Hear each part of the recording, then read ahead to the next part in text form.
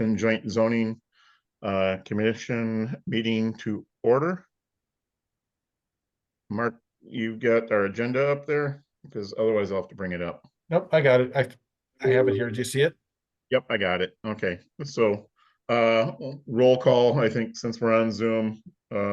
Sure. Let's just, So we Mark, you have- want to call everybody else off? Sure. Joe Pichette is present. Cynthia Kennedy, City Kennedy. Present. Mary Mannering. Present. Present. Chris Harp. Here. Aaron Summers. Here. And Nick Adams is not present tonight. He indicated he would be unavailable. Okay. And then also, I think Westport has, aside from Dean, do you have anybody else? Let me look at the. Just me, and that should do it. Mary Mannering's here. Oh, I thought Gary Mary- was invited to the meeting. Yeah, Mary's a member tonight. You're not expecting Gary Becker? I'm here. Oh, there there he he is. Okay. Hello, Gary. Okay. Wasn't sure. Because I was going to list him as being present as well, since he's now, on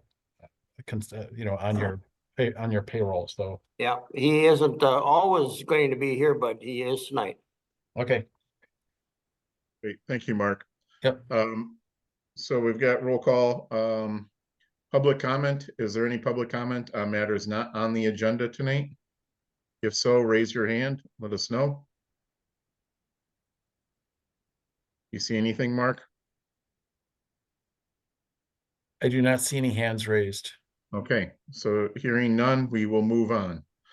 So do we have a motion to approve the minutes from February 28th, 2024? Oops. I'll make that motion. Motion is made. Second that by Dean. motion. Second. Sorry, I couldn't tell the voices apart. Who said Cindy that? Kennedy, Mary- second. Mannering moved. Okay, thank you. Thank you. Hi, excuse me. I'm sorry. Did you guys call for public comments on things that are on the agenda, or only for things that are not on the agenda? Not on the agenda. Got it. Thank you. Sorry for that. Yep. So we have a motion and a second. Any comments, corrections, or additions? Hearing none, all in favor, say aye or raise your hand. Aye. Aye. Any opposed? Okay, motion carries. All right, discussion action items on, what do we got here? Concept review for Yahara Materials Maintenance Shop at 6139 County Highway K. Mark or Dean? I can start, but I need to close my door because the custodial staff is here. Just a second.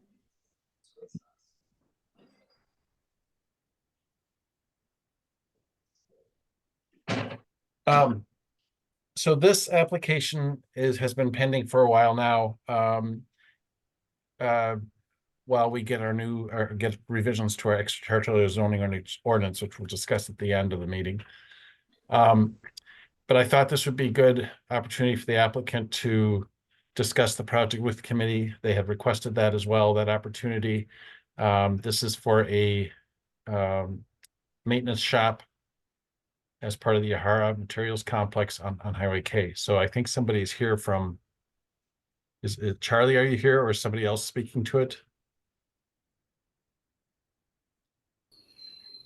So John Cummins here with Yahara Materials, and I believe we have Chris Barber Okay, from Advanced Building Corporation. and I'm sorry, this is John? Yep, John Cummins. Okay. I don't see you on the Zoom for some reason, but there's a lot of people on the Zoom, no wonder. Yeah, I do. Yeah, I just am opening my screen more. Okay, go ahead. If that's okay with you, Joe, if you can go ahead, and I have Yeah, got. absolutely. Yep, I can see him. So go ahead, John. yeah. So we purchased the parcel next to Yahara Materials headquarters or main property on County K 2 years ago, with the anticipation to build a maintenance shop that would be that could accommodate some of our larger equipment, and just to update the space and give the guys the shop that fits well. So we have demoed those buildings and the old farm buildings on this parcel. The one we're looking at, 6139 County Highway K. It's 28 acres.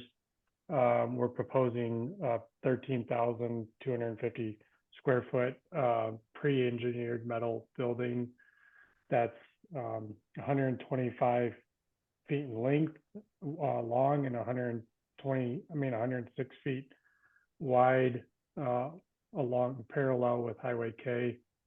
We designed it that length to fit our custom crushing equipment and conveyor belts and the equipment we use for aggregate production. I think the only other kind of, it's a maintenance shop. The only other component to it is an access road connecting to our existing parcel back there on the south side. You can see. So we've been working with the county and DNR and planning that and those submittals as well. So, Chris, anything you want to add? No, I think you covered it pretty well. I mean, it's gonna be a shop and have a few offices. It will have a 24-foot apron around the entire building that'll be in concrete. We're not adding any impervious space to the site. However, Becker is working on all of the stormwater submittals with the county, as well as shoreland zoning submittals with the county as well. So we're checking all those boxes. We've been through the town of West. We've also been through the town of Westport, kind of as a preliminary to show the town of Westport what we'd like to do. They're so far in favor of the project, just a matter of getting the property rezoned and the CSM done to rezone both parcels that we want to CSM off. We're going to go through town of Westport Planning Commission concurrently with this, with the idea that they'd give us conditional approval, and that condition would be based upon the rezone of this parcel to something that would allow for this building to be built. Mark or Dean, is this a consultation tonight? Yes, it is. Yeah, and I'd like to add to that the town of Westport Plan Commission indicated that in addition to the fact that it makes sense there and that the size and use makes sense, they'd have to go through a design review there, and we would apply our design standards, and there also, of course, is our runoff standards that have to be met. So as long as they are able to hit those marks, the Plan Commission indicated that they were generally in favor of the project. So it's been through Plan Commission already, Dean? As a consult, yes. As a consult, okay. All right, anybody want to add anything else? Otherwise, we can start taking some questions or comments from any of the commission members. Okay, well, I guess I have a couple of questions. For curb access to County Highway K, is this going to be off of the existing driveway access off of K for that parcel, or will this be feeding off of the Yahara materials to the east? It's going to be using the existing access from the current parcel that's 6139. Okay. How many access points? It looks like there's 2 off of this parcel onto K. Yep. Dean, is that a lot? Is that still consistent and approved with any changes that they're going to make, that the 2 cuts on a single parcel? We're gonna have to take a look at that. That was probably grandfathered in, but with these changes, it may be reduced to 1. And the county would weigh in on that as well. So Pam Dunphy might allow only 1 driveway there. Okay. All right. I don't have any other questions at this time. Do any of the other commission members have any comments for these gentlemen for their building? I do not. I will note that I Nothing need to abstain on discussion for this agenda item. Okay. Summers is going to sustain from discussion on this item. Cindy, do you have any comments? No, I think they covered everything in our plan commission meeting. Thank you. Okay. Yeah, just I'll make one last comment. As long as the building meets our architectural design guidelines and is consistent with the wishes of the county. I don't see any issues, so looks good, guys. Thanks, I appreciate it. Thank you. Thank you. Okay, moving on.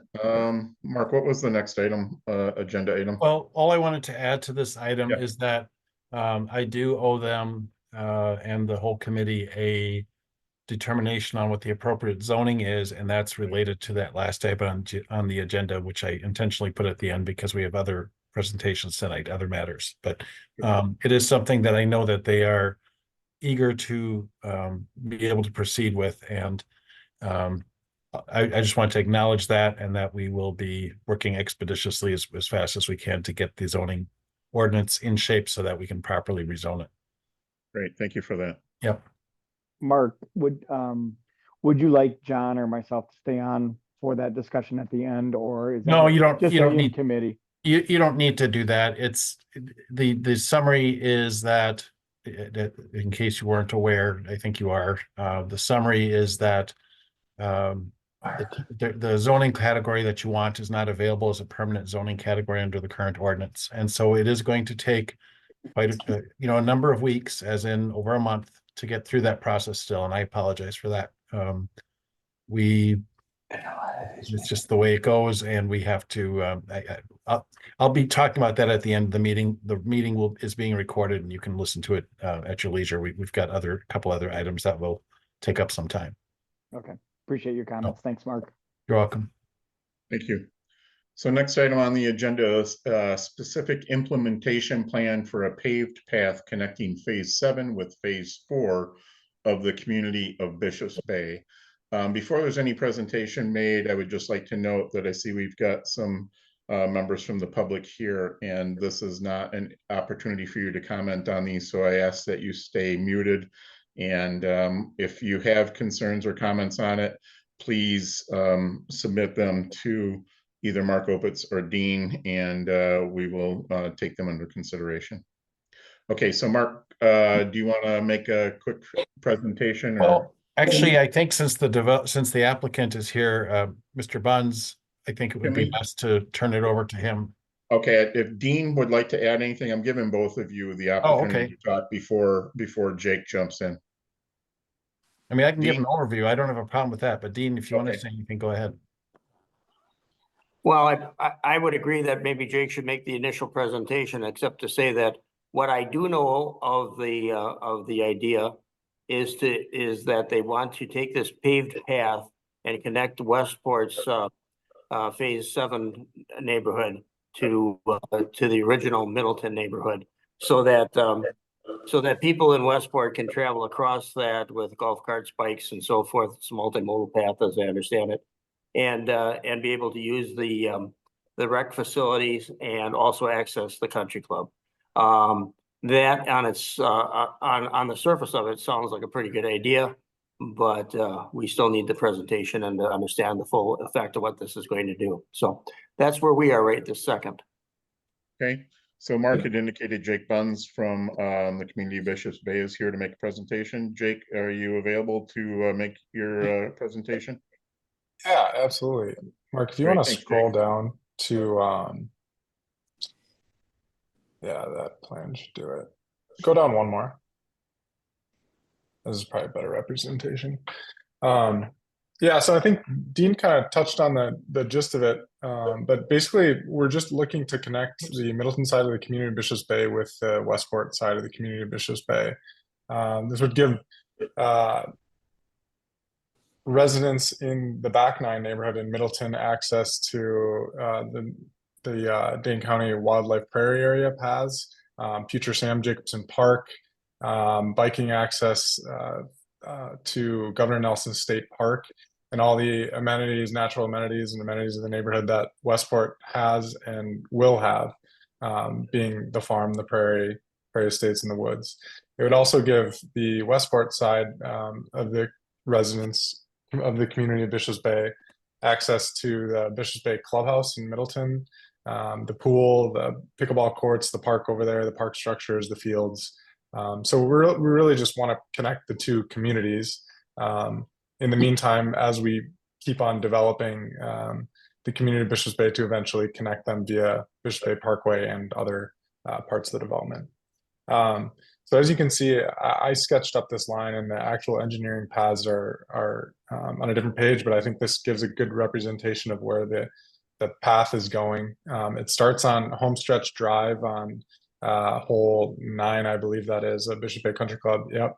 And it travels along the back of the lots on not on the Country Club land, but on a private outlot on the community of Bishop's Bay land. Yep, and then crosses into Middleton right around where Mark's mouse just was, around the turn house in hole 10, and then back into the back 9 neighborhood on I believe it's Breakers Rock Road. It's going to be a 10-foot wide paved path, multimodal, pedestrians, bikes, golf carts, all that good stuff. And yeah, I mean, there's not, I'd be happy to field questions if you guys have them. There's not a whole bunch to it. Just a path, like I said, we're trying to connect the two communities, so. There.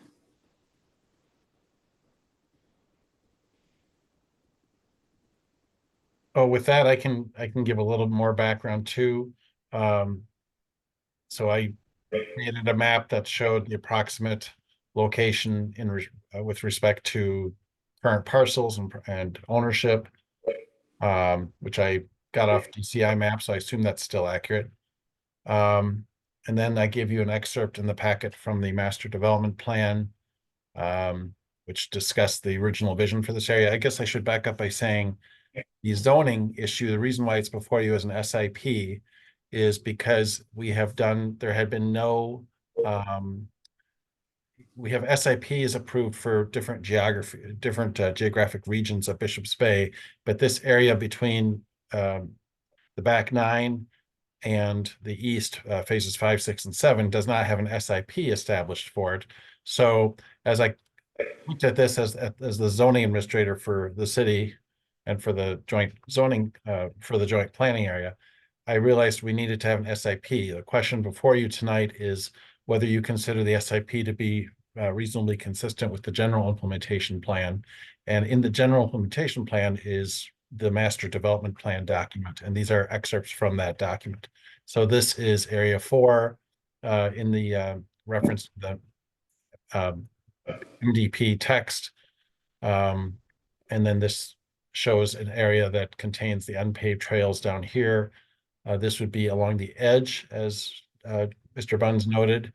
So it wouldn't go through the whole Woodland Park area. It would just be along the edge, connecting the phase 7 with phase 4. So that's the background I would add to this.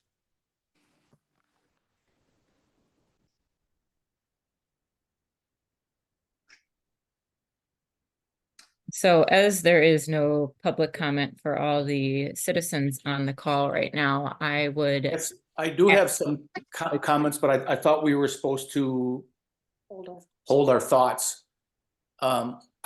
I live in the back 9, and I really don't see any sense to this. Everybody's talking about this wonderful path for biking and going seeing the pool, etc., whatever.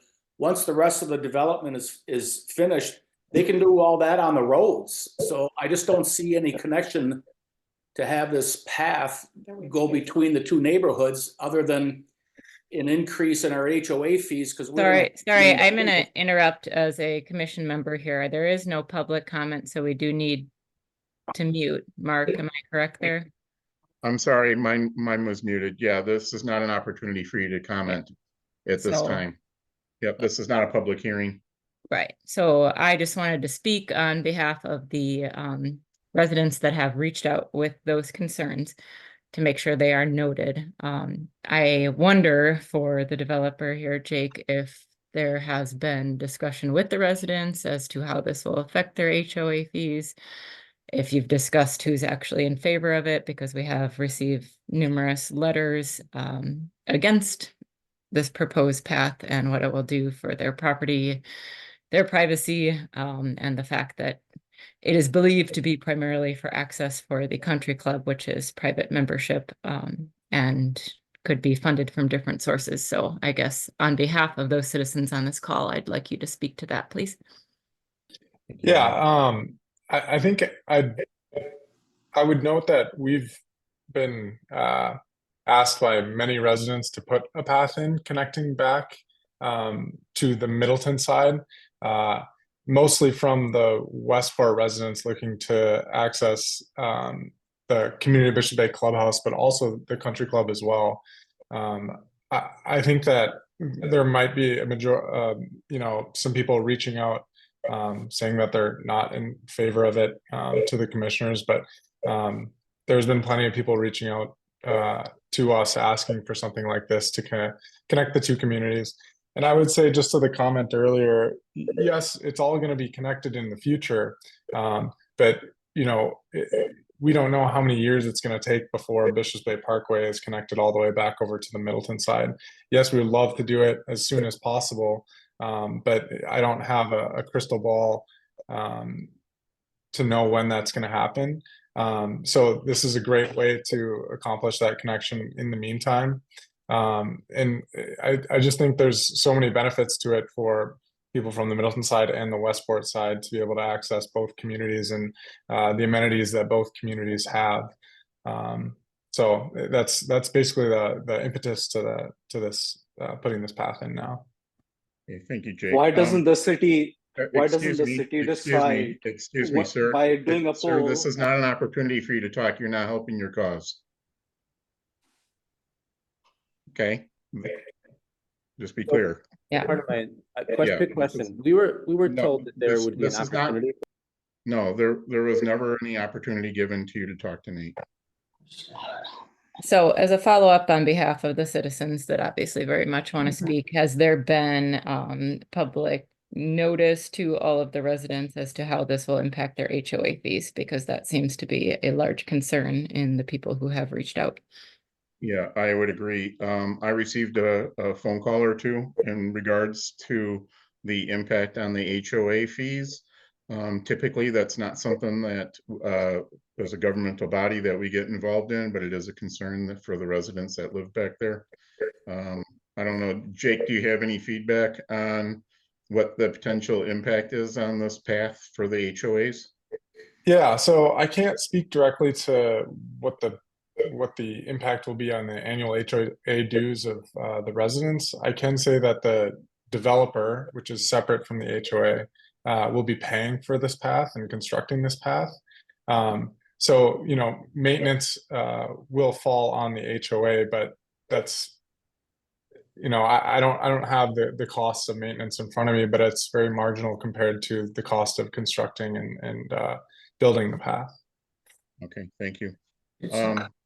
Aaron, do you have any other questions in regards to this? Because I've got a few that I would like to go over. Nope, you have the floor. Thank you. Jake, so I'm struggling with this in multiple areas. The biggest area is that this is going to be a private path that would be used by the members of the community of Bishops Bay, but not the public as a whole. However, it's going to go through public lands, if I understand the potential park there.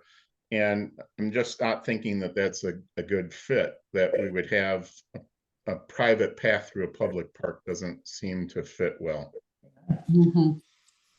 Yeah, you make a great point. So the land will be private until it's the land that's going through the future woodland park will be private until that land is dedicated to the woodland park during a future phase. I'm not sure when that future phase will be. At that time, we can work out a deal with the city where that portion of the path can be used by the public, or something where we have an easement where the path is, and the land around it obviously would be part of the woodland park, or and publicly owned. The use of this path now is for private use, for the community to go from one side of the community to the other. I think down the road that potentially could change, but with regards to Woodland Adventure Park, there's going to be plenty of other dirt, gravel paths, wood chip paths throughout the park that will be public. So I guess what I'm seeing is if you connect a path between these two, and considering the bike path that's going to be extended along County Highway M that currently goes through Governor Nelson, as well as the eastern edge of the prairie and the farm, the public will be using this path. And I don't know how you police it and keep them off of it, because they're going to see it as an opportunity to ride bikes through there. Trust me, I live at the top of 5. I have had people try to ride their bicycles through my yard because they see a golf cart path, and so they'll use it as a path. So, Mark, do you know, are there any other than the golf cart paths that are on Bishops Bay Golf Course? Are the future paths along Bishops Bay Parkway, are those private or public? If they're along the parkway, those would be part of the public right of way. That would all be public. Okay, and are there any other current paths that are in the community of Bishops Bay that are private? That are private? Yes. I'm not aware of any other than, I guess you could say, this path that goes, I don't know if it's looks like a path. It's there's like a path network through the back 9. Yeah, I mean, that would probably be, I would consider that private. Thank you, Jake. But I don't know if it's signed or designated as I think it is actually. There are paths through the back 9 in that area. But the path that I was thinking of is along, the paved path is along Bishops Bay Parkway, coming up from Highway Q. That's a public path. Okay. The next question I have is the easternmost portion of this path where it intersects with Homestretch Drive. Is that the section of Homestretch that is proposed to be or is private and gated or not? Not at the moment. No, it's going to be public. It's not constructed right now either. But it will be as part of Homestretch Drive, a portion of it to be private? I thought there was going to be a gate in that area. It's the final gate locations right now are on Sunday Drive and then at the end of Homestretch Drive. When you say at the end, Jake, you're talking about down here, right? Yeah, even further south than that. I thought it was there's one into the woods there where your mouse was, and then there's going to be another one. That one's existing, and then another one further south of that. I thought the area to Jacobson Park. What was that? Wasn't there one further north up by Sam Jacobson Park where the parking lot's going to be? No, you're right. We had talked about that one, but there hasn't been any approvals on a gate at that location yet. So, it's up in the air. That's all fields. But all those gates, Joe, will have we're putting sidewalks around the gates, so they're easily, you could take a bike or walk around it. You don't need a fob unless you're driving a car. You don't need a fob to get through there. Okay, understood. The other concern I have is, there's a 12 to 15% grade. That's not an ADA compliant path by any stretch of anyone's abilities to make it one. And I can see a lot of potential problems with that type of grade. Have you considered any other locations for this path other than where it comes in, so that it's not that's pretty steep behind those homes there where it comes out into the back 9 neighborhood? That is a pretty steep incline there. Yeah. You can finish up. Sorry. No, go ahead, Jake. In terms of other locations for the path overall, like in the community of Bishops Bay, yes, we have looked at a number of locations and haven't been able to make them work for a variety of reasons. Hence kind of landing on this location here. In terms of looking at different locations for the path specifically, we have, it is steep, as you mentioned. Because of that, it would take quite the infrastructure work to build this path to less than 5% slope or whatever those requirements are. So that's why you're seeing the path in the location that it is here. And we understand it's steep, and we're going to sign it as such to make sure people are well aware that it's a steep path. But it's the way we could make it work without disturbing those homeowners on Breakers Rock further, like bringing the path closer to where their backyards currently are. And making the path as cost effective as we can, because obviously, you know, once you get into adding retaining walls and lengthening the path, it does add quite a bit of cost. Yeah. Have you had any feedback from the country club regarding this path?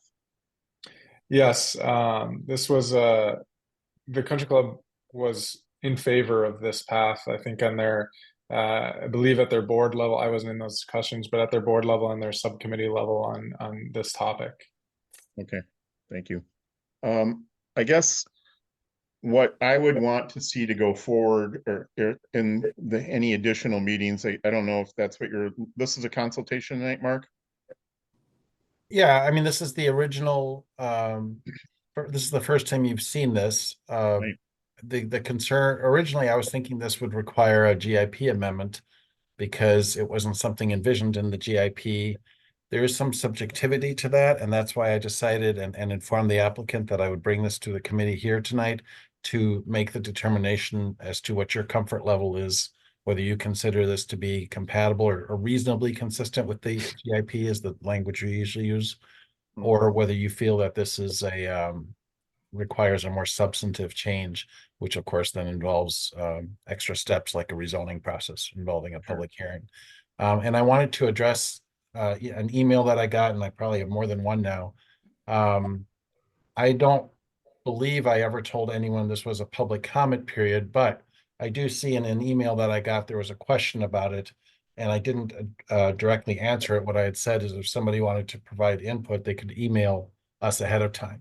So I apologize if I conveyed any different information, but this is, you know, it's up to the prerogative of the chairperson and Joe, I don't know what, and Dean, I don't know what Westport normally does when there's public comment at meetings, but it's really up to the discretion of the chairperson.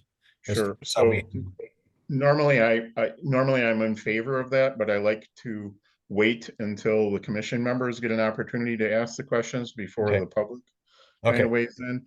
So that's what I have been asking for, is for people just to sit tight, that this isn't a public hearing, and if we have time, we'll take the questions and comments that they have, but I would ask to make them brief. But before we get to that, Jake, so in regards to what, if this comes back forward, what I'd want to see would, Jake, you had indicated that you had people in the back or in the Farm and Prairie and potentially in the back nine neighborhood that are supportive of it. I would like to see those, because we've all received phone calls and letters not in support.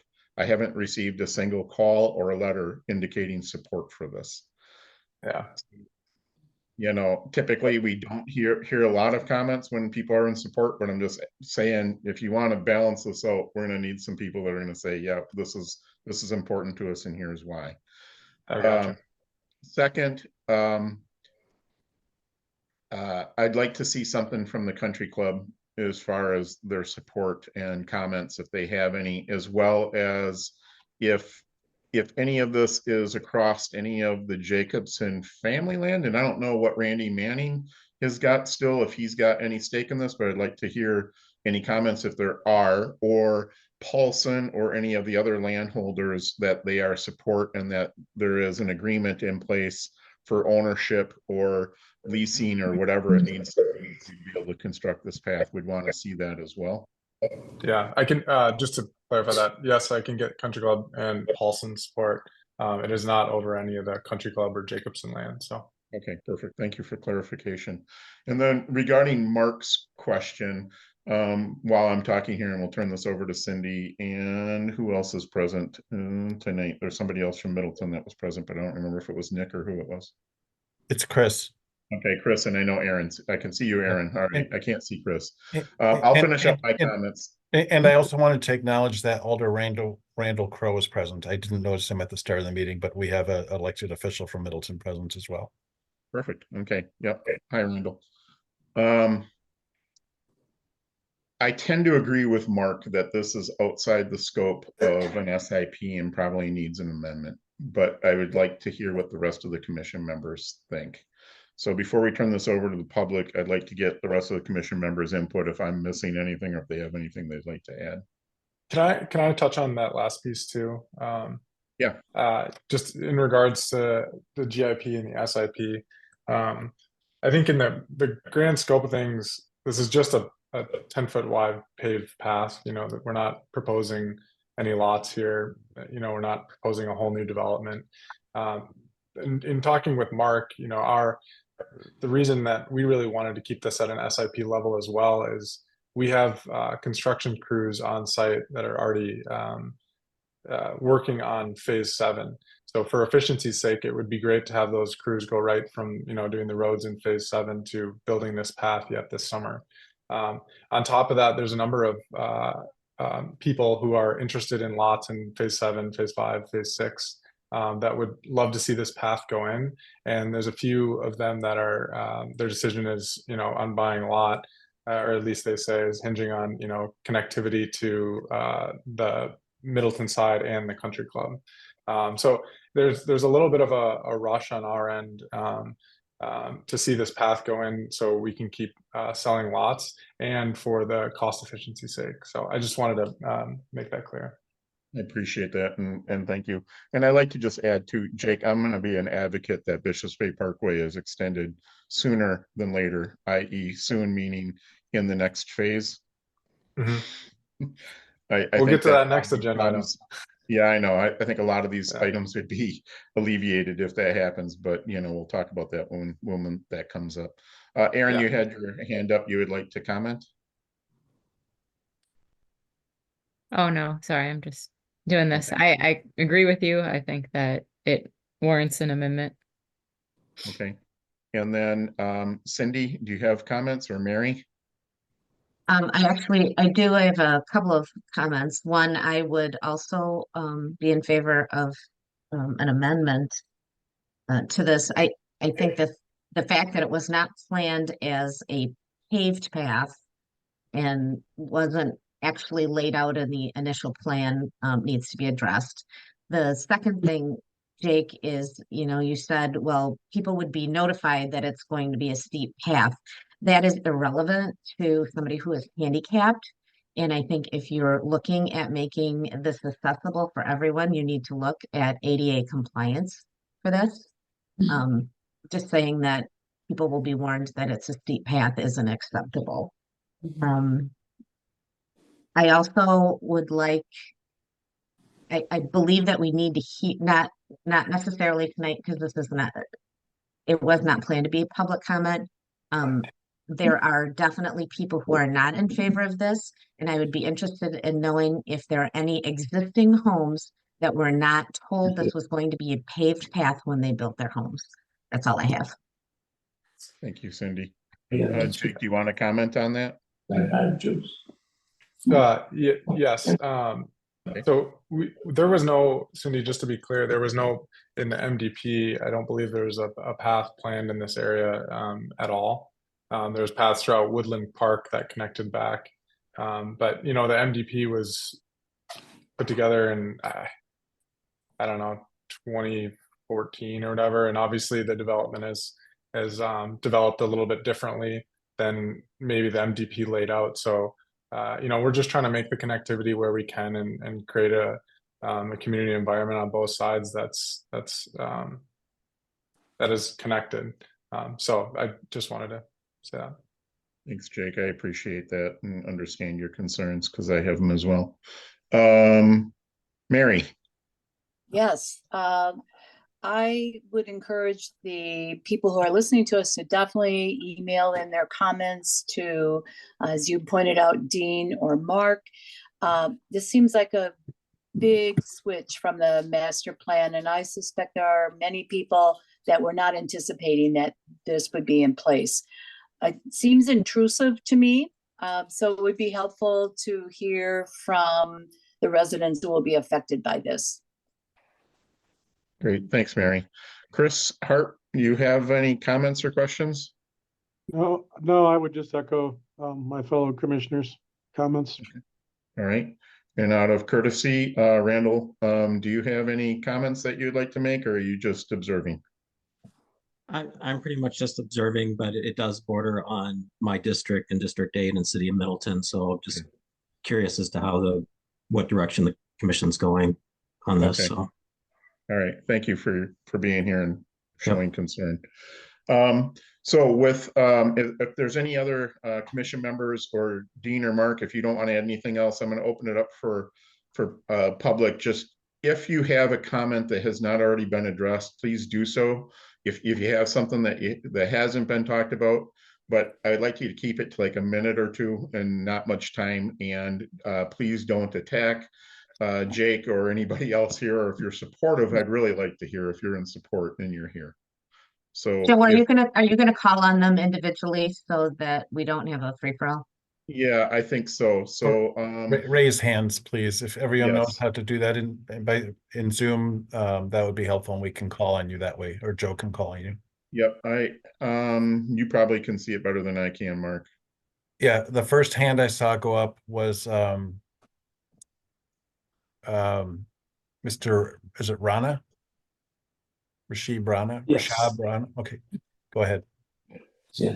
I would just, I would be very happy if the community, if they can do, like the developer can do a vote on the community.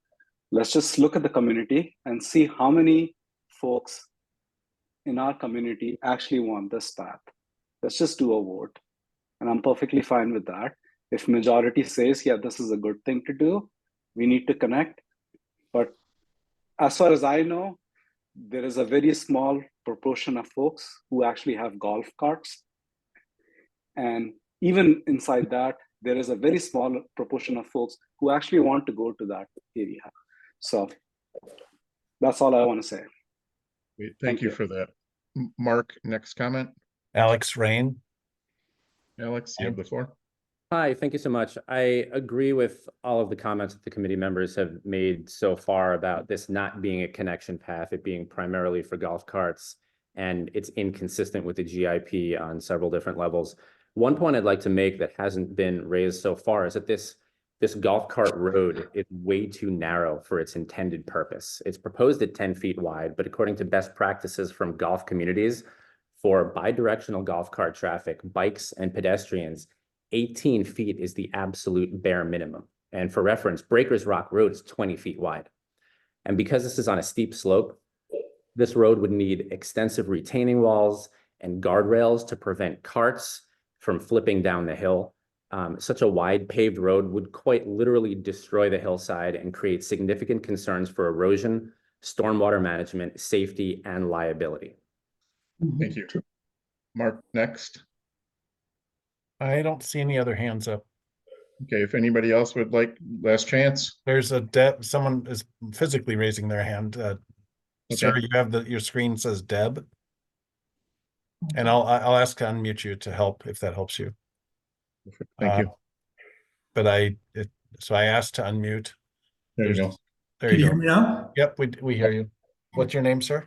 My name is Steve Wisniewski. I live in Middleton near the end of the proposed cart path. And I mean, a lot of us purchased our lots here based on the master plan and gravel walkways and things like that. We weren't anticipating basically a golf cart road going through our community, and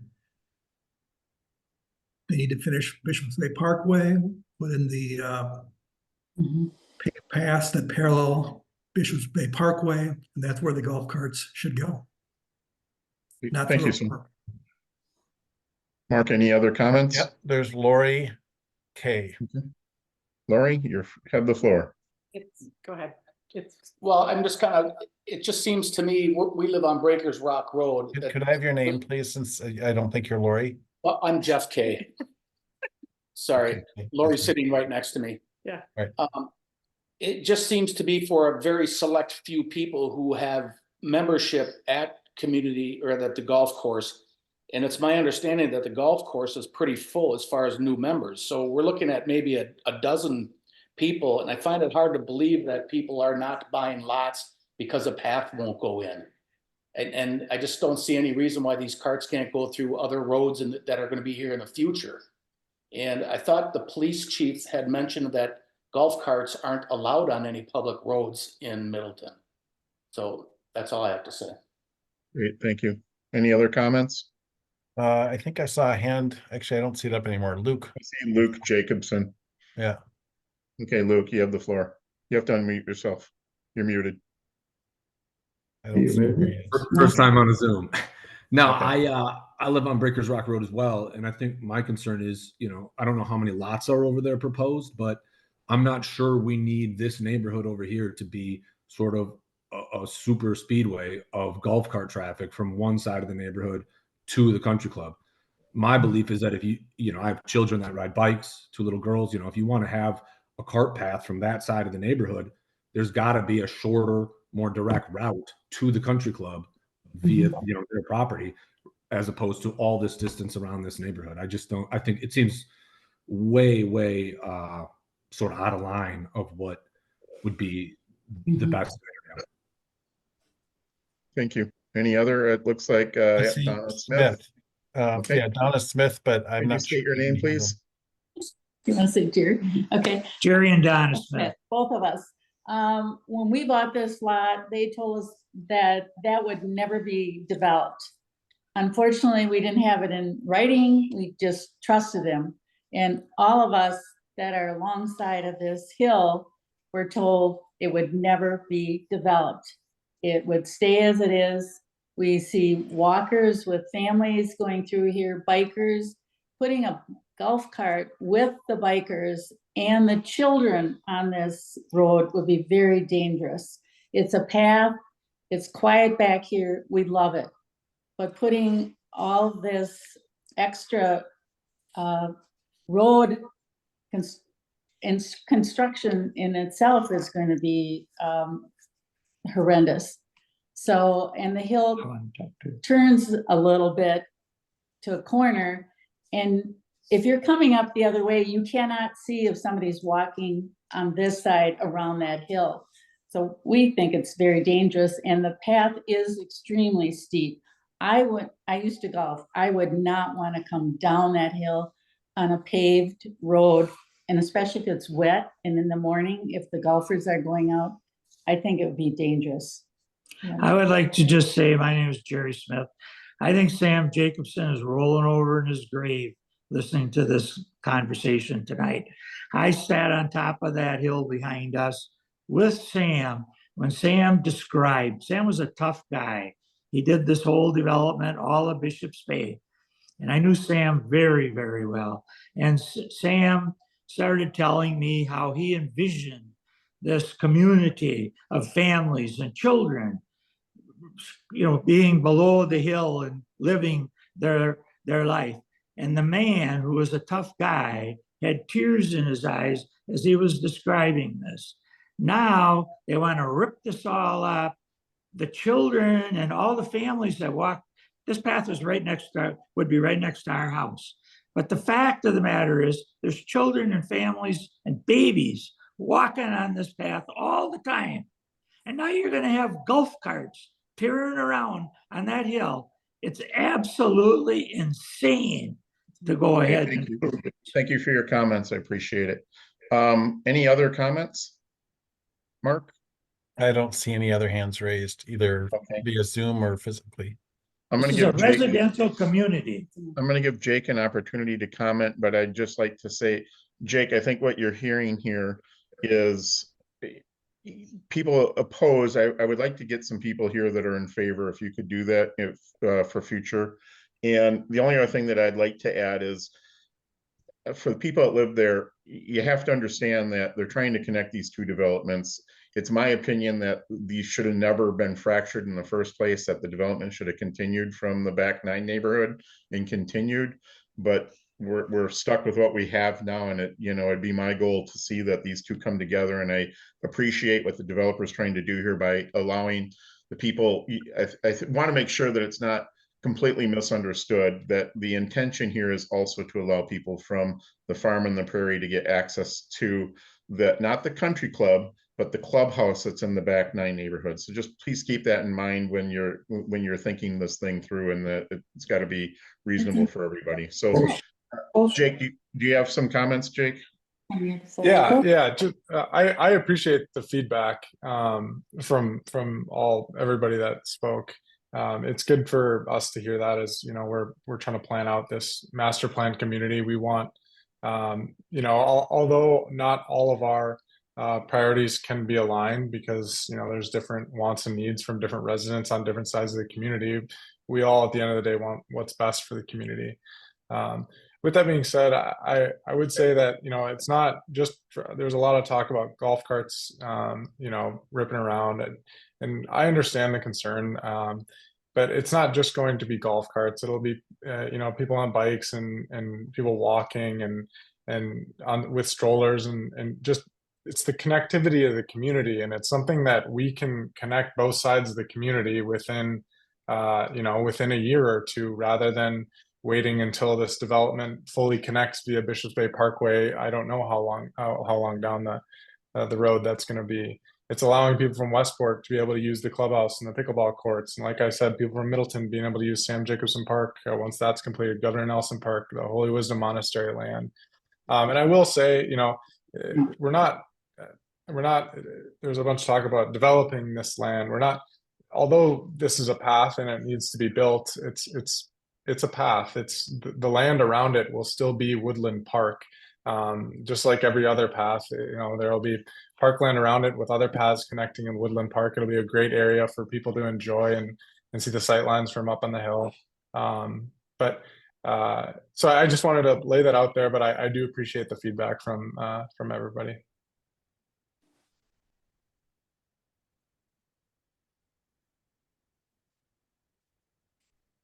It's a shame. Jake, Mark or Dean, do you have anything you would like to add? It was not the master plan. Joe, this is Dean. I guess I'd just like to say that I've heard a lot about two communities, and it's always been my understanding that this is one community. And like you said, Joe, it got fractured back a while just because of the need to sell some lots in Westport and get the development kicked off. I just don't think it's fair for the Middleton folks to say that the Westport guys who pay the same amount of homeowners fees as they do shouldn't be able to access the clubhouse unless they get in their cars and drive 10 minutes. On the other hand, my heart goes out to them. They have one set of rules that they're living by right now, and we're changing them on them. And so I want everybody to know that we're going to be careful about this from both sides of the aisle. And this is one community. It happens to have a border between Westport and Middleton in it, but it shouldn't really come to that. It's one community, and we're going to work toward it being one community. So that's all I have. Thanks, Dean. I Mark, can't do you have add anything better to what Dean just said. There was never I guess I'll say agreement or any promise that I know of to have the community grow exclusively from Middleton to the north and east. Middleton has been supportive of the phases in Westport as well. So the idea of connecting neighborhoods and people together in one community is something that I certainly echo what Dean said and others here tonight about the importance of community. The concern I had as zoning administrator was whether this was considered a significant change to the general implementation plan. And what I've heard from, I think, every committee member today, there's 5 of you, is that you consider it to be significant. So with that, if there's a guidance along those lines, I think that would be appropriate. Let me see how this was on the agenda. Can't remember how I wrote it on the agenda now. Specific implementation plan. So I guess what I would, well, you've asked for more information, Joe, from the applicant. So you can either decide to not take any action and wait for further information, or you could make a determination if you have enough information as to whether you feel this should go in a different direction and be a GIP amendment. I guess those are your 2 options. Yeah, I hate to say that it should, but from what I'm hearing from the commission members, it sounds like it should be a GIP amendment. I would ask Jake one thing that maybe we could, had you considered in the phase, I think it's 7A that you're doing right now. So down at the very end of that trail that kind of winds down there, is there an opportunity there to connect over to the path that cuts in the back nine neighborhood? There's a path by the fifth tee or the fifth hole there. To connect, that path comes across and goes across the area that was a contested area that was between 5 and is that 11? I don't remember. To connect the path that way and not go this hilly way.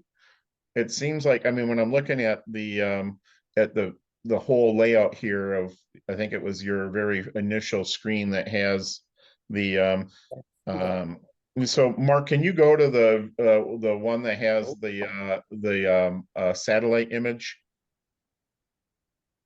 And I'm just asking if there was anything that was done here, just seeing if there's something. Yeah, right here. So if you can scroll up a little bit more. Sorry. Yeah, I think I know where you're talking about. So where, Mark, if you bring your cursor down to the bottom right there, where the development currently is the portion that they're working on right now. So that area right there, to bring the path through that area and then west over to the path that kind of comes across in that way. Yeah. Does that give access? I mean, is that a possibility? Yes. That was one of the original, aside from joining the path on Championship Drive where there's already a connection. The country club wouldn't allow that. So then this was our second option, is what you just described. And the country club was also not in favor of that. And unfortunately, that's all their land that we're dealing with. So we need their blessing on that. Their thought process was wanting to keep all access of golf carts onto the course at one central point. So this path was formulated, and that central point is in the back nine. You can kind of see it towards the left of the screen. Right. Yeah, I see it. Yep. Yeah. Well, maybe there's something that could be done there. I don't know if I certainly can explore it. I can explore it more. It seems like it would alleviate a lot of the issues that we're dealing with tonight, of concerns from people. So just a thought. Thank you. Okay, Mark, does that get you what you need? I guess. I mean, no motion.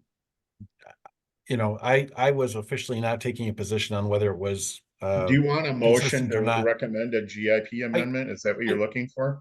I think it would be appropriate for you to, if you feel you have enough information at this point to determine if this were to move forward, what type of process would that entail? And that doesn't mean you're committed to moving forward, but if you're saying that the review process needs to be more rigorous and be a GIP amendment, then yes, that would be appropriate, and I think should be made now, so that the developer and Dean and I have that direction to move in, so that we know the direction it needs to be followed in order to consider this further. I guess that is what I'm trying to say. Can I ask, Mark, what's what I understand, like the multiple step process from GIP to SIP, but what would be the difference between making this a GIP amendment versus an SIP? Well, what they're saying is, I see that SIP is still giving the public a chance to see this, as they should. I don't see any. I don't see any benefit to making this a GIP amendment from a time perspective, and obviously the developer's perspective. But I see it going this. It's going to go through the same process either way. There's just more steps to the GIP. The challenge I see is that if when we approve an SIP, and you went through this, Jake, with phase 7, and we had a big discussion about that last fall. The determination on whether phase 7 was consistent with the GIP, or whether any of these phases are consistent with the GIP.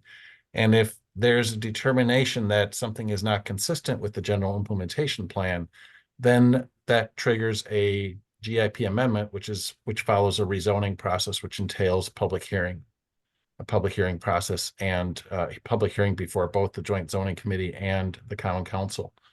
As you know, that was sort of my inclination initially with this, as well as with the Wheelhouse project. And, I was, after looking at this further and considering different language in the GIP, I was willing to let the committee weigh in on whether this should be an SIP amendment if they felt it was consistent or not. It's not entirely my decision. You're hearing tonight from committee members that there's concern about whether this is consistent with the GIP. So based on that guidance, which I think it would be helpful to do that formally, I would recommend then we go the GIP process. Okay. So would And it anybody takes a like couple to make, months. It takes a couple months to go through that process to answer the question. right? Would anybody like to make a motion to for Mark's clarification of whether or not this should be a GIP or not be a GIP amendment? I'll make the motion, Mannering. I'll make the motion that there should be a GIP amendment. And if I could suggest that to determine that it's not sufficiently consistent with the GIP and therefore requires a GIP amendment, I think would be what I would suggest. Yes, I agreed. Okay, so we have a motion. Anybody from the Middleton side want a second? Purple second. Okay, Harp is seconded. Any other comments or questions regarding the motion that has been made? Hearing none, all in favor, say aye. Aye. Aye. Opposed? Motion carries.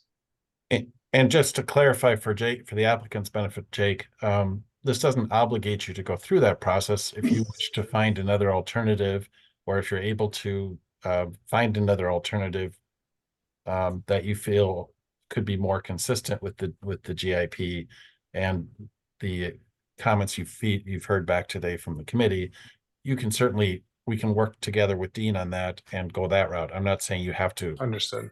Yeah. So I'm hoping you can Understood. find another solution, Jake, because I see the absolute need to be able to connect these two together. So I do see that, and I hope we can find something.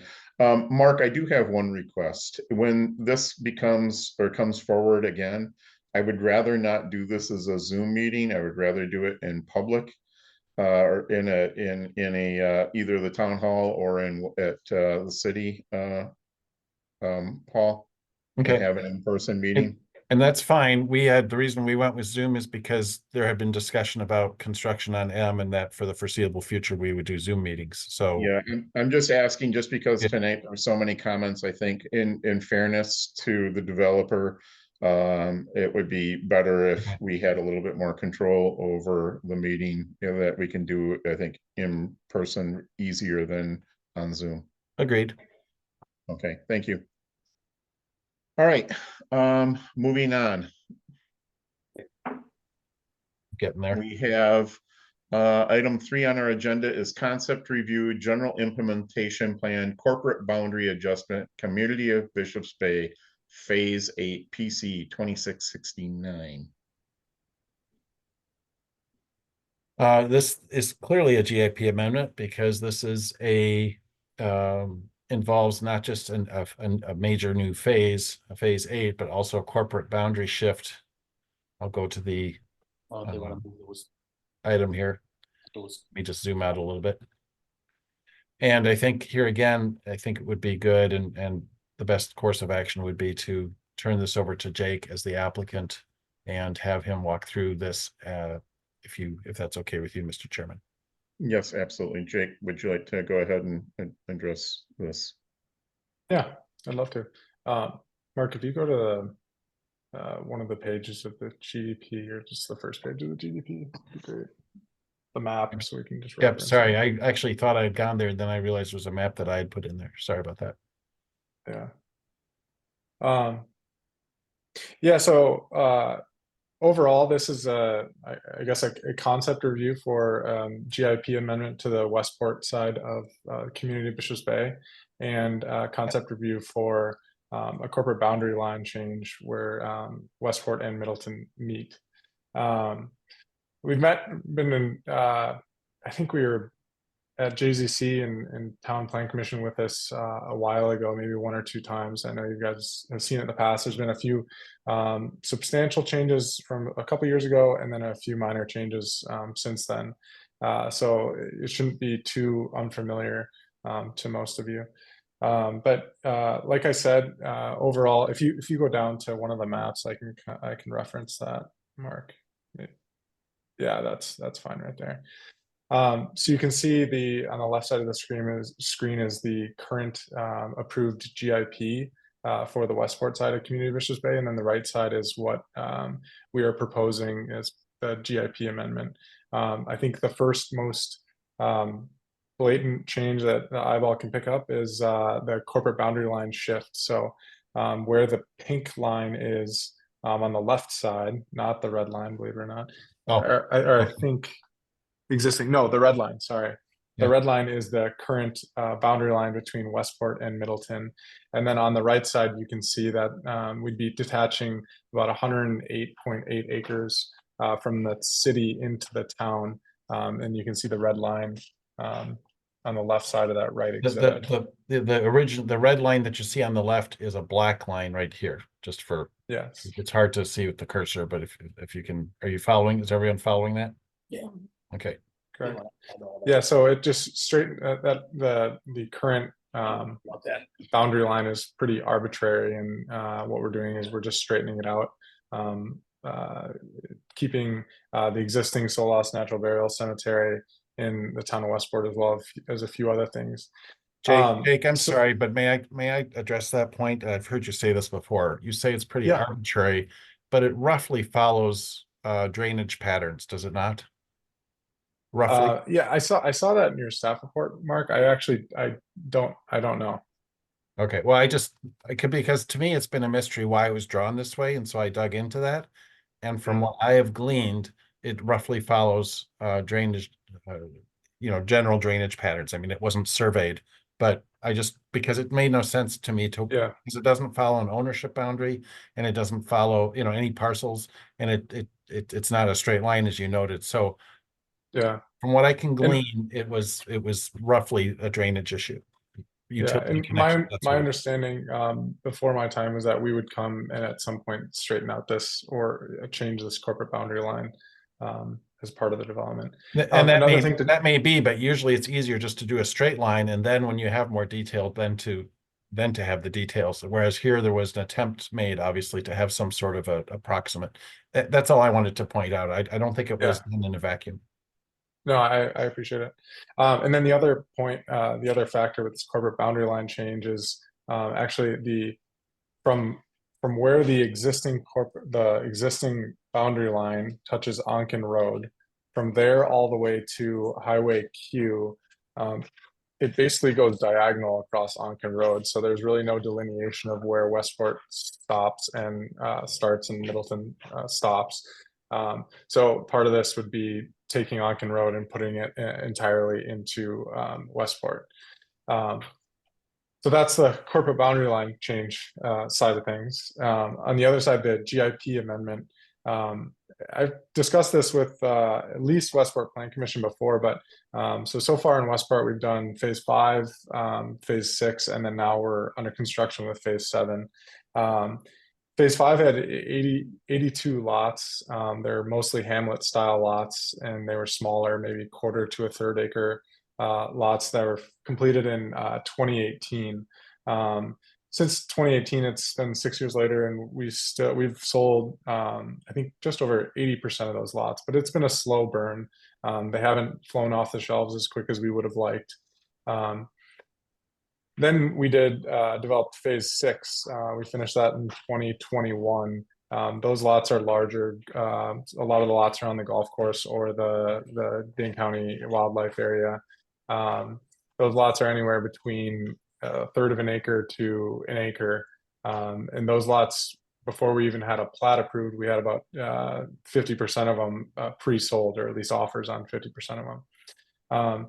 Similar for phase 7. Phase 7's under construction. We're just working on the grading as we speak for the south side of Homestretch Drive and a few things along Burning Prairie. We're working on getting the plat approval, all that stuff, but we already have 11 of those lots under contract. So we're noticing a trend with these larger lots. People are looking to be in Westport, and they want some acreage, some area to live on. So we're noticing that, that the market's demanding these type of lots. So that's what we kind of that was the impetus for this amendment, is creating that throughout phase 8, phase 9, and future phases within Westport. So from the previous GIP that is approved to now, we've moved away from the 6-pack hamlet style 1/4 acre to 1/3 acre lots, and have changed to these 1/2 acre lots that aren't that are in typical street row styles. As you can see here, this is kind of this page lays out our phases: phase 5 built, phase 6 obviously built, phase 7 under construction. Phase 8 would include the areas in green. One thing to point out there, the current GIP, or the current master plan, and I guess GIP, had single family along Onken Road, where we are proposing multifamily, and multifamily along hole 9 and 10 of the golf course, where it says the southern phase 8 green area.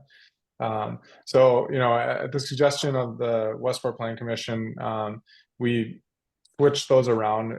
We feel single family, and I'm sure that golf course, the country club would agree, single family is a more compatible use along the golf course and along the woodland park, and multifamily is a more compatible use along Onken Road.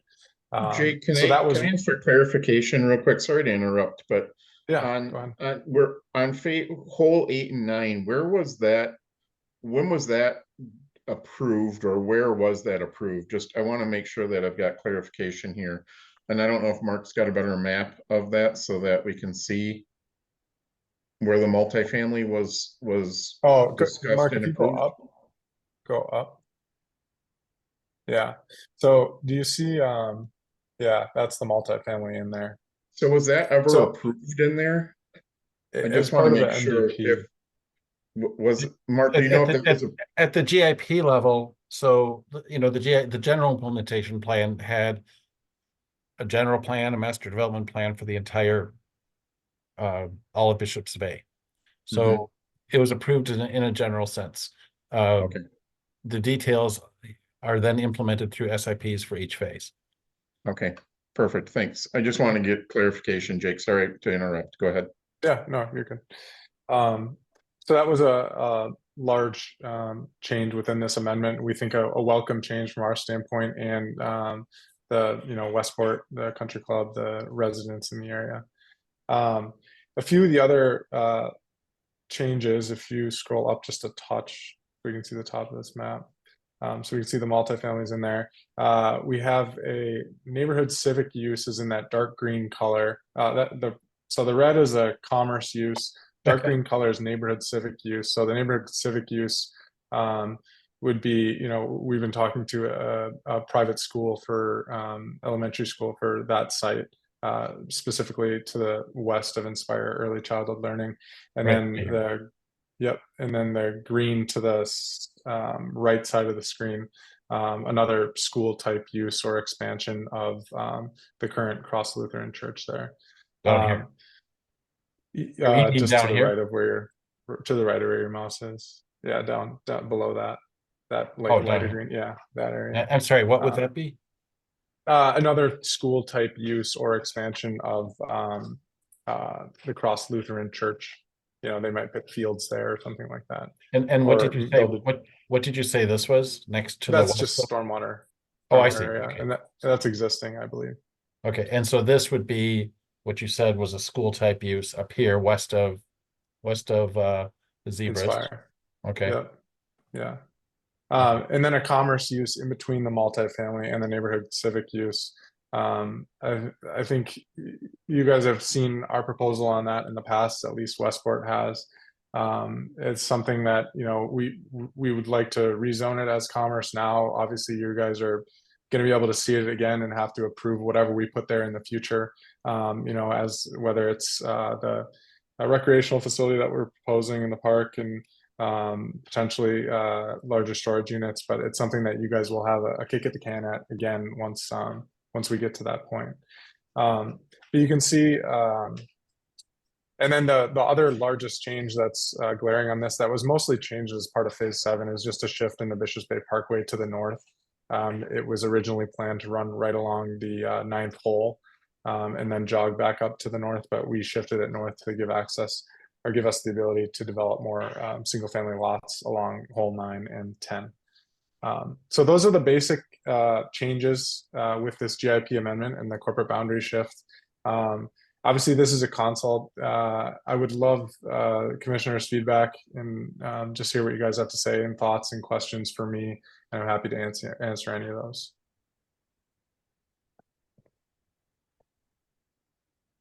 Sorry. Thanks, Jake. Mark or Dean, do you have any comments?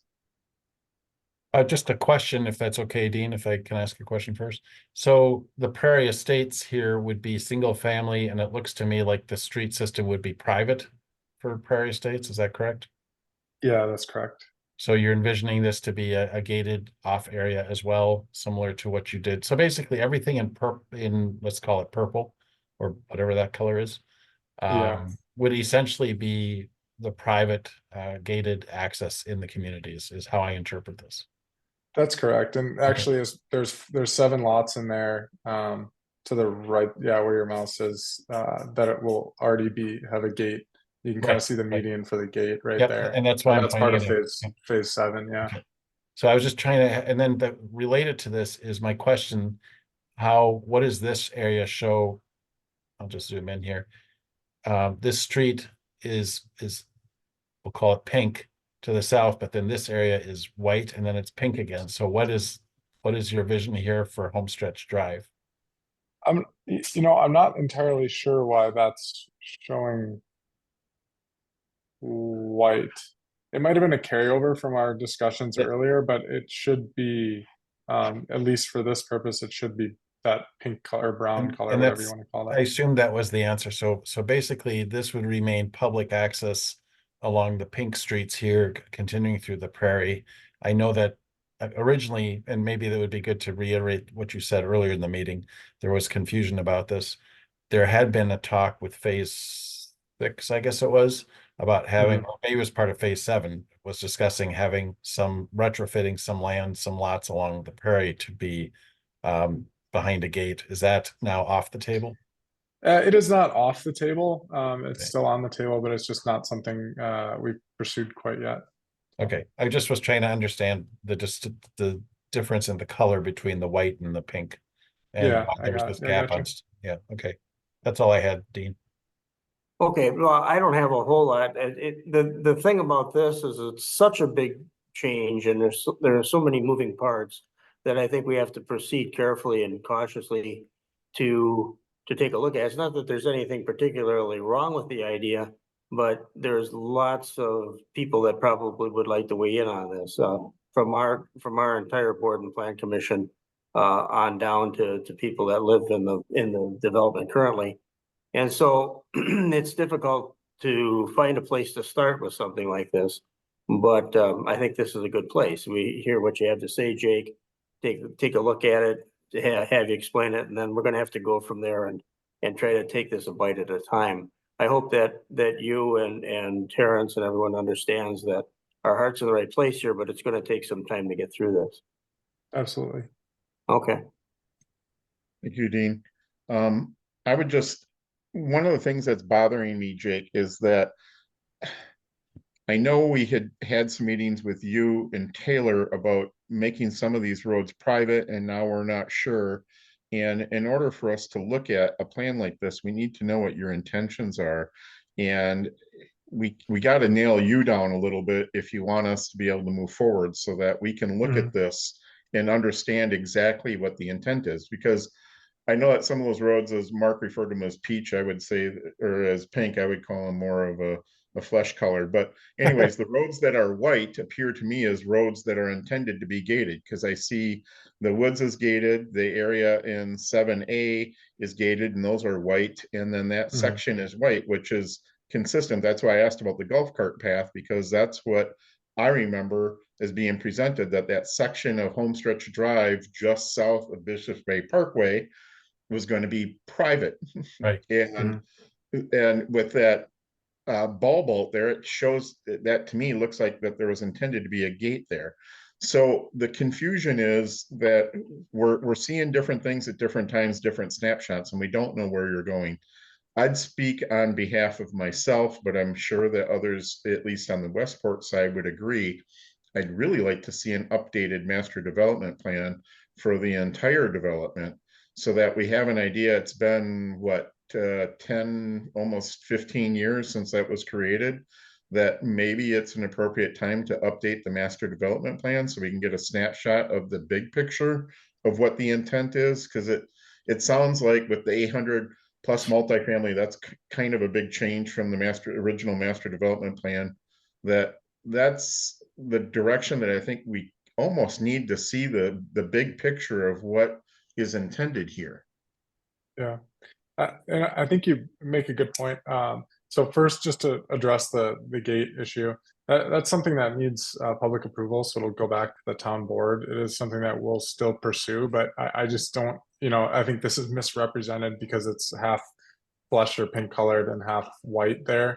But it's just something that, we could show one way or the other, depending on, snapshot in time. Right now, it's a public road, but it could be a private road in the future with, the correct approvals. In terms of updating the master development plan, I think, yes, I would love to see an updated master development plan as well. And I know that it's tough from our perspective because, this is the GDP. This is an updated GDP. This is what we want to do. We know we want to do this, right? Like we know that these lots are selling. We know that we can build these in manageable chunks, phase 8, 9, and 10. We know we can build the multifamily. We know we have schools interested in the school sites, all that stuff. So this is very reasonable for us. The rest of the master development plan, the town center, Watermark, Reserve Hill, those are lot sizes, product types that we don't know the future on, alley loaded lots, retail area downtown in a town center, senior housing in the Watermark neighborhood, that we don't want to necessarily update the master development plan just to show something that may not be feasible right now or down the road, or that we can make happen. We want to keep developing, but it's easier for us to take it one chunk at a time and do this separately, like an updated Middleton GIP and a Westport GIP. We just don't know what's going to happen on the Middleton side until we have some more clarity. With that being said, we were actually, Mark and I and some of the Middleton Plan Commission members were going through a housing update that Middleton staff presented with the Middleton side, and the mayor was very keen on last night at Middleton's Plan Commission, a housing update discussion. So, that's in process, and there might be more clarity on that, and that might give us more clarity to update the overall MDP as it pertains to the Middleton side. But, as I said, this is something that's manageable for us, and that's why, we're kind of proposing this as it is. Understood. My concern would be whether it's residential homes or multifamily. If we don't look at it as a whole, we don't know what the impact is going to be on the roads and the community as a whole. And so you've got here a large master development plan without knowing that potentially there could be another one in another phase further down on Onken, and whether or not that's appropriate for the residents that live on Onken, as well as the greater infrastructure in the area from mass transit and everything else. So I think in order to plan this and look at it properly, we need to have a better understanding, because this is a change from the original master development plan. In my opinion, from what we originally looked at, there wasn't a commercial component in this area. The multifamily was much smaller than what is being proposed. Yes, the school was there, but now we've got the church. So there's some changes here. So I'd like you to work with at least Mark and Dean and try to come up with a plan so that we can look at this in a larger scope than just these snapshots in time as to what you're ready for, and not know if we're developing a good plan overall. And I think, part of what Mark does is he likes to look at these big pictures so that he can plan this stuff out and do his thing. And that's what he's good at. And we've got Gary here working with the town that is probably going to be curious on this as well. So I just feel that that's something that we're gonna need to see, at least get a better idea of what you're thinking for the additional phases. And it could be that this is all you want to do, and you don't want to do the rest of what was planned, that you don't want to develop that corner at Onken and Q. And that's fine too, but you know, if it's, you know, we're going to develop as far as we can, and then the rest of it's not worth it, so we're gonna cut and bail out, and Bishop's Bay Parkway is never going to be connected. Well, we kind of need to know that as well, if that's not the intent. I know it's what I'd you like- talked about, but we each No. time we try to nail you down on Bishop's Bay Parkway, it's like, oh, that's going to be down the road a bit. And when's that going to happen? Yeah, I mean, so you know, I can't speak to when. We haven't talked internally and been able to come up with a date of when, you know, the Middleton side of Bishop Bay Parkway is going to happen. But as you can see in the phased map that's within this GIP amendment, we do plan on stretching the Westport side of Bishop Bay Parkway all the way to the corporate boundary line. And I also would like to touch on, we still have all the intentions of the world on developing on the Middleton side. Just for the commission's knowledge, there's a lot of hurdles to developing on the Middleton side, mostly just infrastructure costs, you know, a 2-mile waterline loop, just costs that add up that make it not feasible for us at the moment. So that's why it's just hard to plan ahead and, you know, really dive forward in that side of the development when, you know, we can't necessarily make it feasible from a development perspective. Sure. So hopefully last night at your meeting, you got some clarity on that. I know that was one of the topics that you discussed, was infrastructure costs and why it's so expensive to develop on the Middleton side. So hopefully you can get some clarity.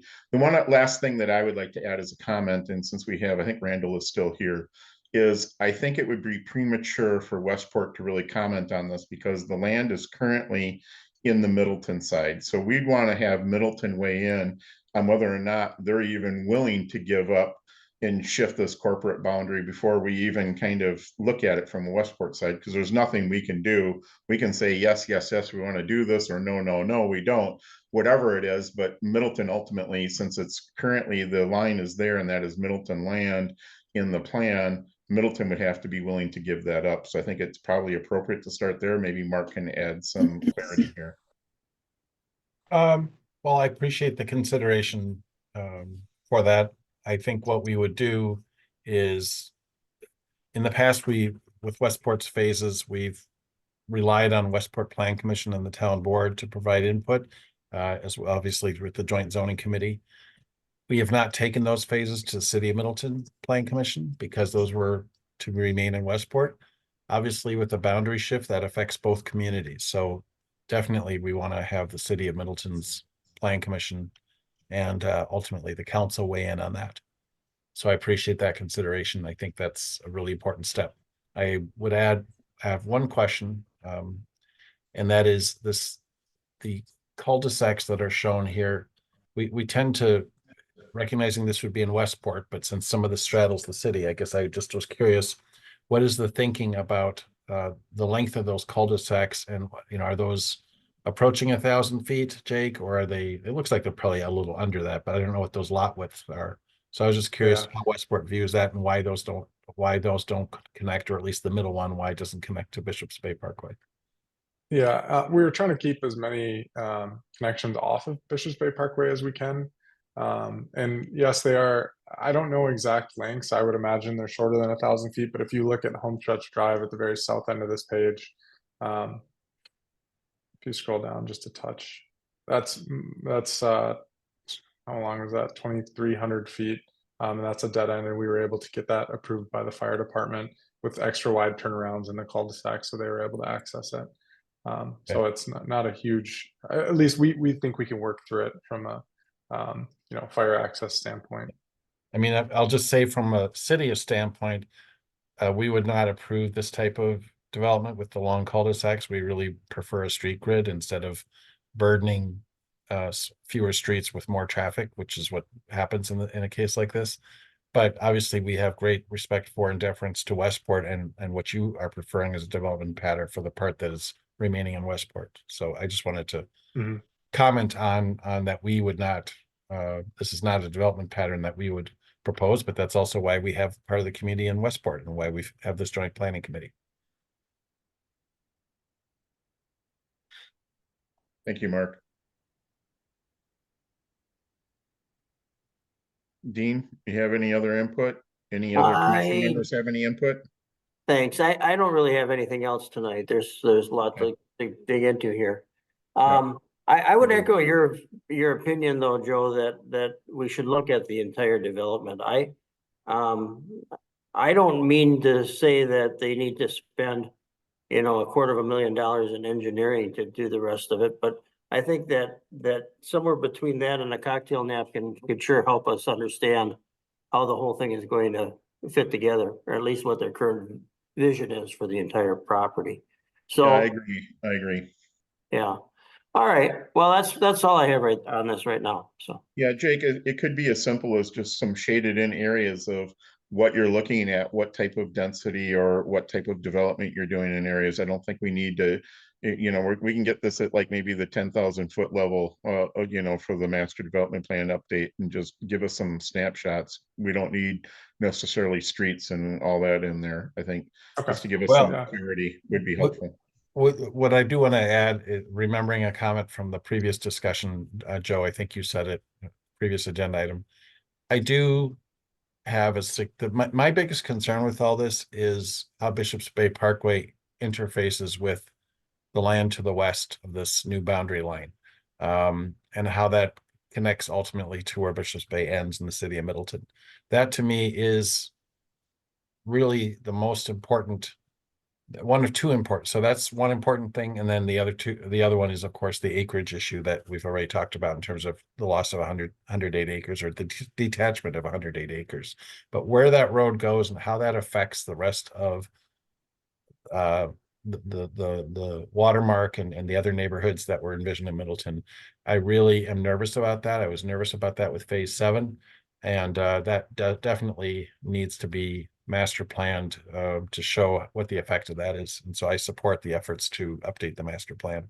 I think Mark, Sean had also commented on that as well. Yeah. I mean, at the end of the day, it's like the Bishop Bay Parkway, our intentions are to keep it, within what the MDP has laid out for its overall path. With that being said, yes, there'll be variations. There's variations in phase 7, but they're not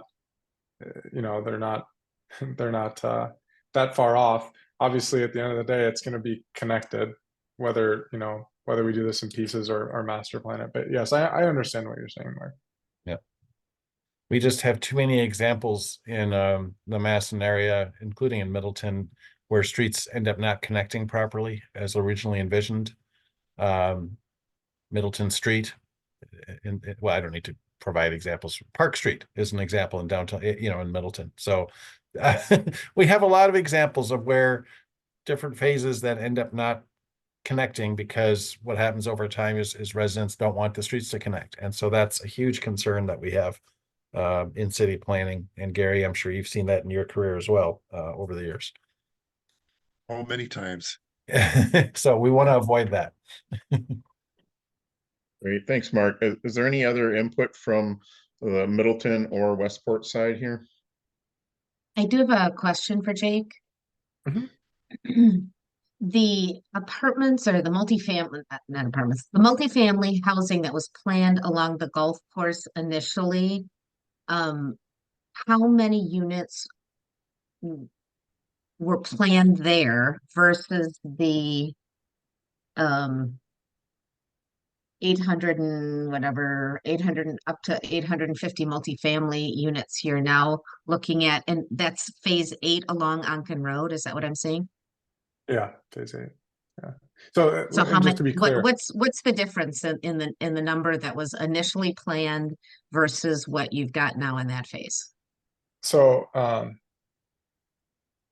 850 would be the max we could do in that area, and that would also take some utility work, some sewer upsizing, but that's the maximum we could do based on utility restrictions.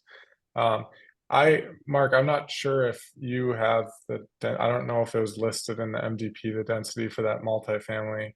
Originally there was, shown on the golf course, but I also want to make this clear. is the number that sticks in my head, 834 multifamily units in the entire development? If I remember correctly, from the master development. That may be correct, yeah. And But I we're do at, want to make, what, I do want 300 to, now? I want to just make something clear.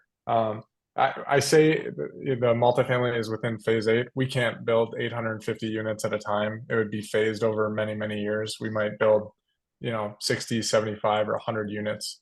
One building every 2 years is usually how we do it with these master plan apartment communities, residential communities. So I just wanted to make that clear. But yeah, I don't, Joe, your guess is as good as mine. I don't have the numbers memorized off the top of my head, so.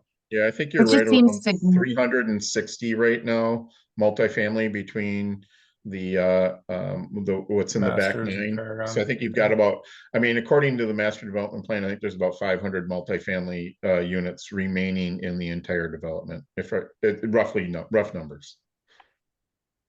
it just seems like it appears that what you're talking about, even though it's phased out over a period of time, is an extremely dense grouping along that road. And this would come before the plan commission. Dean, am I correct? Oh, yes, absolutely. It would come before the plan commission, and before it ever gets here, and then it would have, after this, would have to go to our board. And I would also, I concerns that I was considering earlier, that a master development plan update is probably needed, and I think you're hearing that from a number of people tonight, Jake. That's all I've got.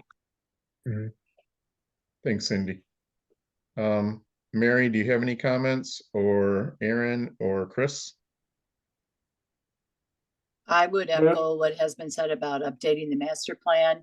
It is really hard to piece these pieces together to get the big picture, and that would be extremely helpful. Thanks, Mary. Chris or Aaron, any comments? I have no issues with the proposed property corporate boundary change. Aaron? I would agree. Okay. Just to clarify, Chris and Aaron, you're saying that you don't, right now, based on what you know, the corporate boundary, it's something you're open to consideration, is what you're saying. Yes. Okay, I just want to understand what you're saying. Yes, echoing fellow commissioner comments. Sorry. I would just, Joe, may I add one more comment, one observation off the top of my head? So this shift in multifamily from the golf course fronting area up to Onken Road, the effect of it, of what they're showing here, is that the only access to the 850 units would be off Onken Road. It's not showing any connectivity with the rest of the neighborhood. And I simply am making the observation that by doing that, you're forcing all the residents to use Onken Road. And for example, if they wanted to get to the elementary school or to the church or whatever, they'd have to exit the neighborhood and go on a road outside the neighborhood to come back into it. In terms of traffic distribution, traffic flow, that is just something you'd want to be aware of.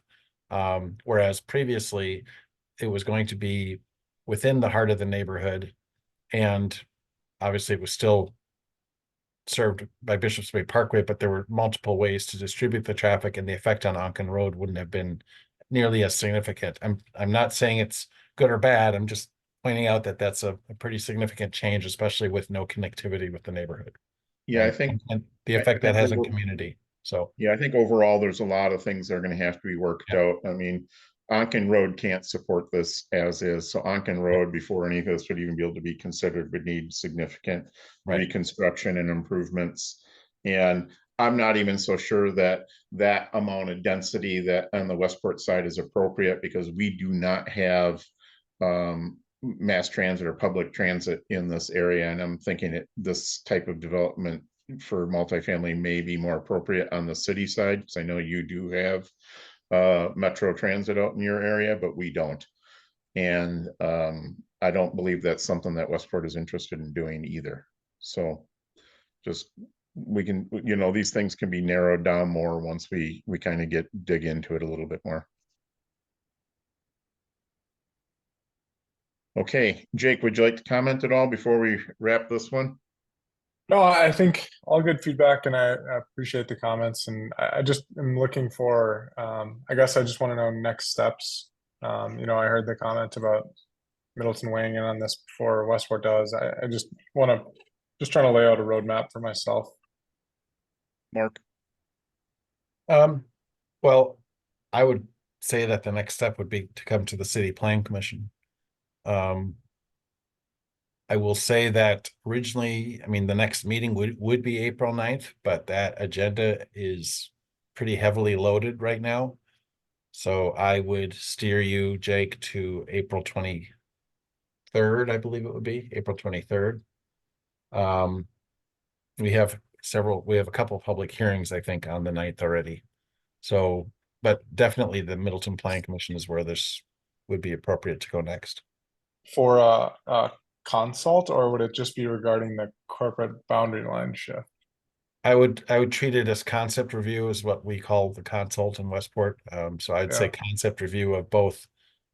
Basically, the discussion you had tonight here would be replicated in Middleton, and and it includes the corporate boundary shifts. And well, I think the focus is the corporate boundary shift, but how this affects the rest of the development on the Middleton side is really the main focus.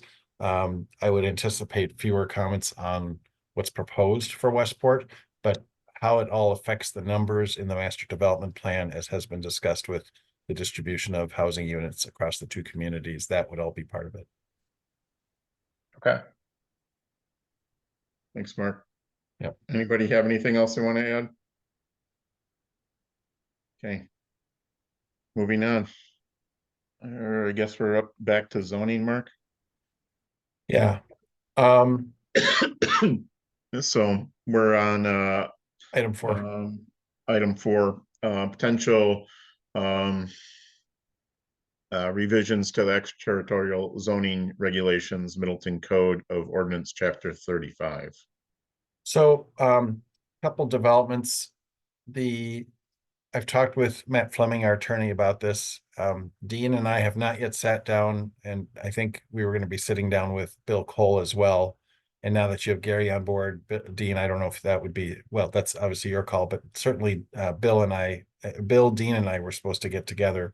That has not yet happened. I'll take the heat for that. I was on vacation earlier this month, and so I'm behind, and now Dean is out of the office. So although we're happy to have you with us today, Dean. It's by the way, it's 80 degrees and sunny here too. So just so you know. So Matt is on board with the approach that we discussed at the last meeting to take the permanent or the temporary zoning classifications of A2 and C2. I'm also thinking we should take C1 and put them into the permanent side. I've started working on that, the permanent side of the ordinance, so that they're eligible for rezoning. We also discovered last week, at least I did, that there's R2 zoning, and I have that here available for you to review. Let's see, where is that?